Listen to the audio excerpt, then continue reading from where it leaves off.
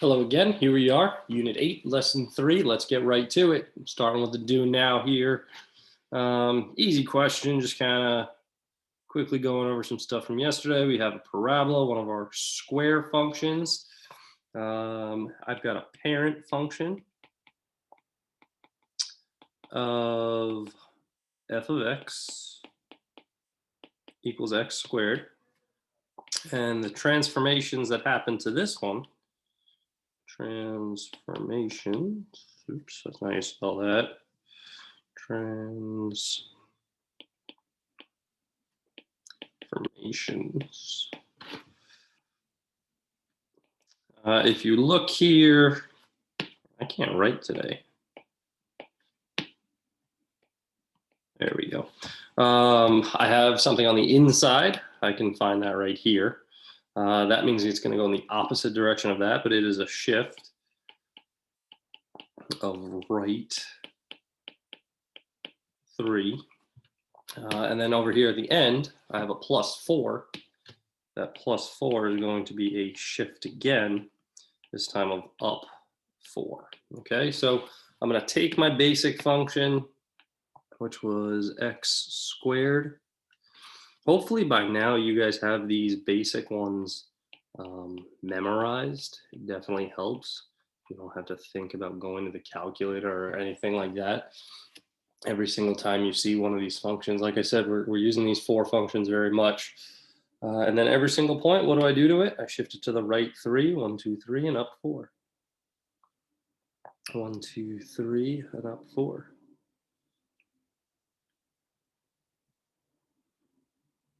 Here's what our picture looks like. Okay. So easy start to the lesson. Hopefully we're okay with doing stuff like that. We want to talk about the vertex form of a quadratic equation. Now this vertex form is right here. It's very important to us. It's going to come up a lot. We're going to use it at the end of the lesson later too. So just make sure that you have this highlighted, memorized. We're going to come back to it. Our vertex of this quadratic function is hk, so that's important. The vertex is hk, and the sign of a tells you whether you have a maximum or a minimum. These are things that, again, they are covered in Algebra 1, but we'll talk about what it means. Now, if you look something like this over here, there's no negative symbol out front. So that's what we're concerned with. Is there a negative symbol in front of the parentheses? And there's none. So this means that we're going to have a positive x squared. I like to think of the positive x squareds as happy parabolas. This is a happy parabola. Math is fun. It's happy that we're doing this. So this is a happy parabola. Now, what do happy parabolas look like? They look like this. Happy parabolas have what's known as minimums. So anytime we have a happy parabola, I want you guys to think about a minimum. Okay, so this one here, we do want to list the directions that state the vertex. In order to state the vertex, it's very closely related to our transformations from shifting left and right, shifting up and down. What I'm going to do, I'm going to refer back to this. If you look, it says my vertex is hk. Let me move this picture over there for a minute. It says my vertex is h comma k, but if you look at the equation, it's x minus h plus k. In other words, what we want to think about when it comes to taking the vertex of something, I want to take the opposite, which makes sense because it's on the inside of those parentheses, and I want to take the same as this one, just like my transformations. Okay, so coming back over here, x minus 2, this means it's going to have a vertex of positive 2, comma positive 5, opposite of this one. Same as this one. And we already said that this is a happy parabola, therefore it has a minimum. That's all we have to do for this first section. Okay. Well, this question does have a negative on the outside, excuse me. That negative on the outside means eventually I'm going to have negative x squared. Now, believe it or not, there's some people don't find this as exciting, we would say that they are unhappy. And this is an unhappy parabola or a sad parabola. This is an unhappy parabola.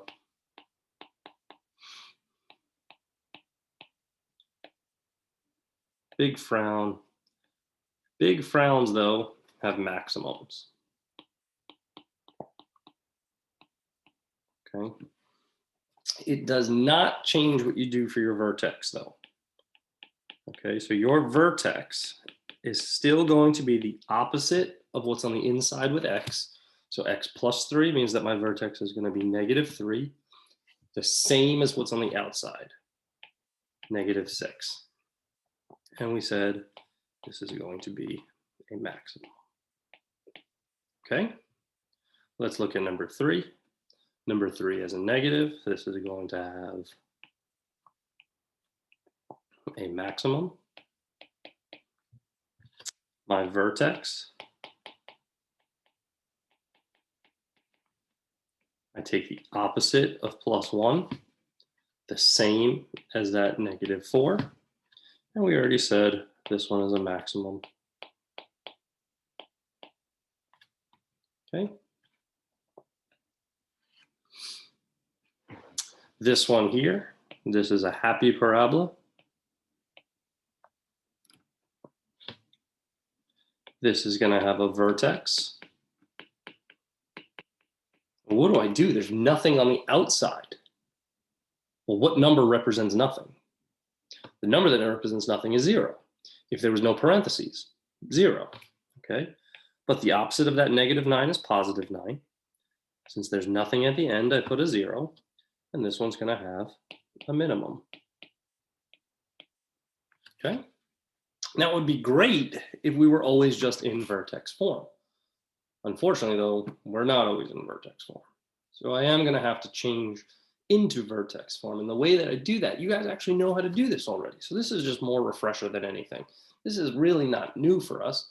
This is just learning or redoing completing the square again. We can do this. We've seen completing the square before. So what we're going to do, we're not going to move the y. We're going to leave the y alone, but we are going to move this 5 just like we would if we were completing the square like we did way back in unit 2. We're going to rewrite this to be y minus 5. Now, my kids know this from the past. We put plus blank. That's going to be x squared plus 6x plus blank. How do I fill in that blank spot again? I take half of b and square it. Half of +6 is +3. +3 squared is 9. That's what goes on both of those sides. The left side, all you have to do is combine the -5 and +9 is +4. The right side, we're going to go to x plus 3 squared. Remember, it's completing the square. And the reason that I show this step here is because if you show that, whatever this number is right here, that will always be what's on the inside of your parentheses. And the last thing that we have to do, move the 4 back over. I cannot combine that +3 and that -4. This just changes to y equals x plus 3 squared minus 4. Okay? Now, I had a regular equation.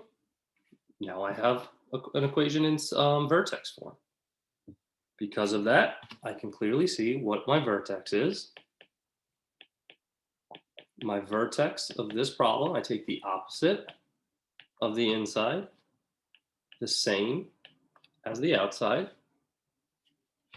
and this one is a happy parabola. So it has a minimum. Okay. So let's see over here. Then it says, now that we've converted it, let's graph it. You guys know how we graph at this point. We graph by, we always start with that basic function. parent function, if you will. What does this one do now? Well, this one, I can actually use transformations. I can think of it as where my new vertex point is. My new vertex point is at -3, -4. And what do? I shift everything 3 units to the left and 4 units down. 1, 2, 3, 1, 2, 3, 4. That's what I'm doing with all of these points. 1, 2, 3, 4. Okay. And there's my function. All right, so we'll practice a few more of these. I don't want to leave anyone. It does say convert to the vertex form, state the coordinates of the vertex, state whether it's a maximum or minimum, and then sketch them. So let's see what we can do here. First step, move the 4. I get y plus 4 plus blank is equal to x squared plus 2x plus blank. I take +2 and divide it by 2. That's +1. +1 squared is 1. Left side, I combine. Right side, I factor. I move the 5. Y equals x plus 1 squared minus 5. This is going to have a vertex of -1, -5, and it's going to have a minimum. So let's see here. I converted it. I stated my vertex. I stated my minimum. Now we just have to sketch it.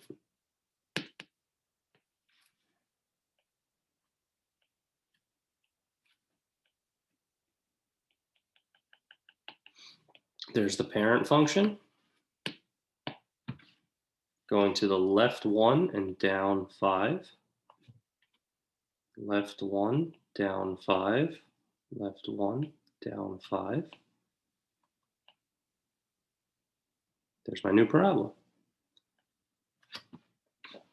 Is everyone okay? Hopefully we're doing all right. We've got some more to practice. We move the 3.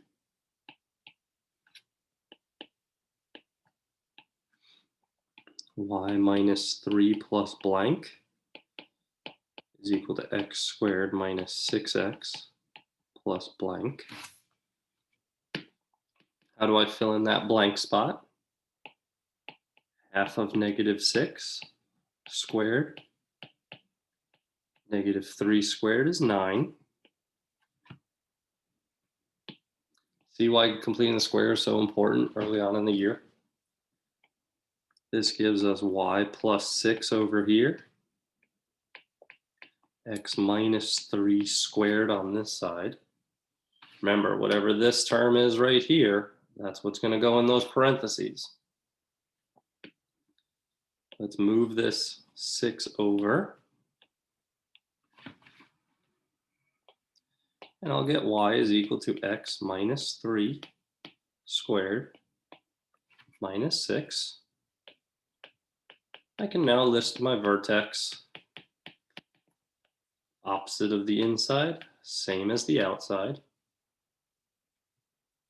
This one is a happy parabola, so it has a minimum. Okay. Let's get our basic function down.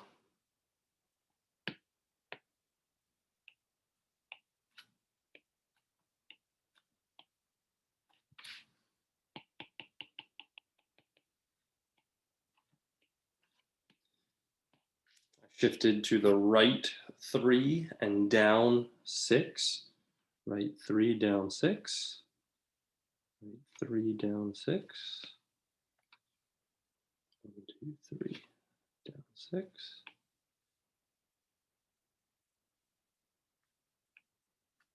And there's my new function. Okay. So hopefully we're okay with those. Those ones are very straightforward. But what do we do if there's a negative in front? Oh man, we haven't seen something like this. I don't even think we did too many of these negative ones back when we first learned completing the square. Well, the first thing that you want to do, actually, it just makes your life a lot easier. We're going to divide everything by -1. Now, we're allowed to do that in math as long as you do it to the other side also. So that's going to give us -y is equal to positive x squared plus 6x plus 2. Okay. And now I want to complete the square. So now is when we move the 2. Now, what do I do that at the -y? Well, I don't change that. -y minus 2 plus blank is equal to x squared plus 6x plus blank. I still find that blank spot the same exact way. Positive 6 divided by 2 squared gives me positive 3 squared, which is 9. Okay. From here, this is going to be -y plus 7 is equal to x plus 3 squared. We're going to move this 7. A lot of the same steps, right? We just had that one new step in the beginning.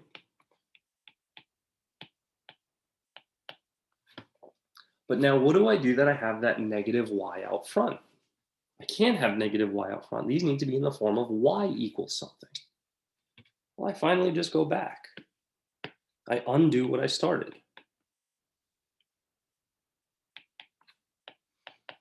Okay. My equation is going to be y equals. Now the negative in front of the parentheses, we're just going to write as negative x plus 3 squared. Nothing changes on the inside. We just put a negative on the outside. -7 divided by -1 is positive 7. Okay. From here, I can easily list my vertex. Opposite of the inside, same as the outside. But this one is a sad parabola. This one has a maximum. Okay, so way more in depth, just because actually it's not even way more in depth. I have one extra step, 2 extra steps. I have to divide by negative to begin with, then I have to divide by negative to end. Okay, so let's see here. Basic function.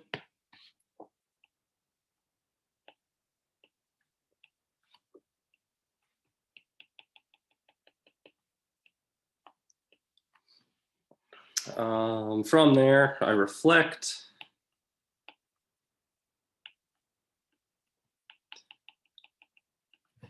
And now I can shift to the left 3 and up 7. So left 3, 1, 2, 3, up 7. It's all the way up here. Yep.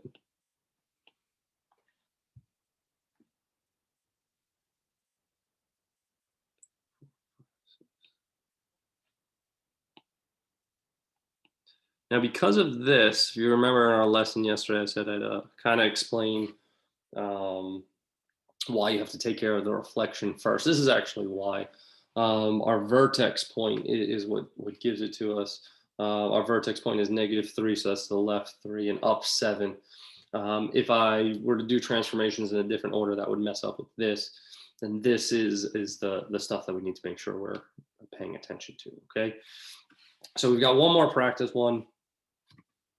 Like we said, we start by dividing everything by -1. I now have -y is equal to x squared plus 4x minus 1. We're going to add 1 to both sides.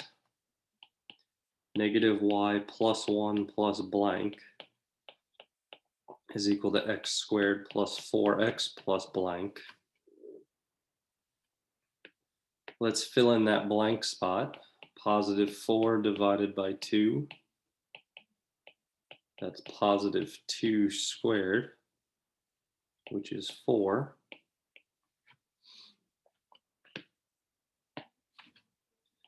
negative y plus 5 is equal to x plus 2 squared. A lot of repetition. Move the 5. Negative y is now equal to x plus 2 squared minus 5. And finally, I can undo what I had to do to begin.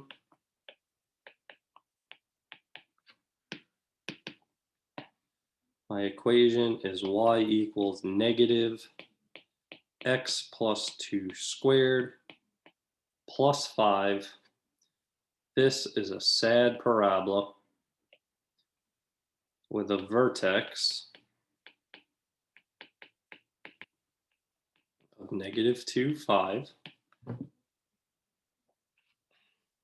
It's got a maximum, we said, because it's sad. Okay. Last part was we have to sketch. Sketching for us by now, we are probably pros at this. So we get our basic points there.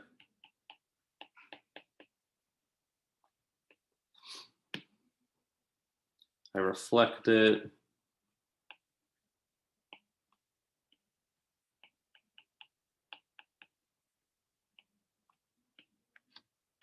And then from there, I'm going to go left 2 up 5, left 2 up 5.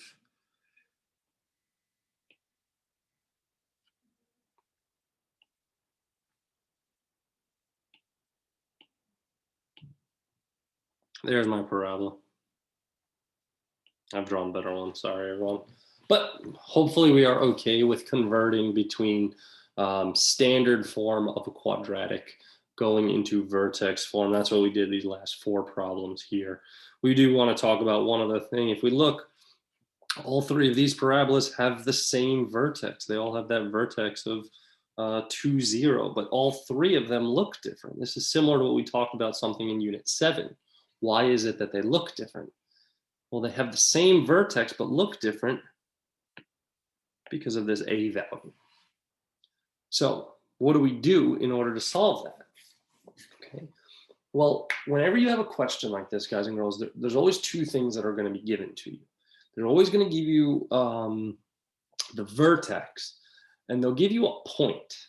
Now, what we need to do is we need to remember that our equation is y equals a x minus h squared plus k. Well, don't forget, I'm actually going to move this down for a minute. Don't forget that your vertex, this is h, this is k. This point, every single ordered pair is x comma y. So the way that we distinguish what type or what the graph is actually going to look like is that we fill things in. The first substitution that we're going to make is that this graph is going to be x minus 2 squared plus 3. Remember, I take the opposite of the first one and I keep the second one the same. But now they give me this point for a reason. I'm going to plug that in. 5 is equal to a times 1 minus 2 squared plus 3. Okay, now I'm going to solve for a. 5 is equal to a times negative 1 squared plus 3. 5 is equal to 1a plus 3. Let's move this 3 over. And I get 2 is equal to 1a, or just a equals 2. Now that I know that a is equal to 2, I do have to remember to go back and plug a into the equation. Okay? So our final equation for this is y equals 2 x minus 2 squared plus 3. Okay? I go back to this vertex form right here, and I just substitute in the a value that I just solved for. Okay, so we're just plugging in here basically. I've got 2 for us to practice. My vertex is hk, my point is xy. What does the vertex lead to? Y equals a x minus 1 squared plus 5. Let's make our substitution of the point 3, -7. -7 is equal to a times 3 minus 1 squared plus 5. And let's solve for r. -7 is equal to a times 2 squared plus 5. -7 is equal to 4a plus 5. Let's subtract 5 on both. -12 is equal to 4a. Divide both sides by 4. I get a is equal to -3. And the last thing that we do, I make my substitution back up here. Okay, where I replace this a with -3. So I get y is equal to -3 x minus 1 squared plus 5. Okay, the last one I'm going to do similar to how I did it in yesterday's video. I'm going to do it quietly. I want you guys to practice this one yourselves. I'm right here. You can follow along if you need, though.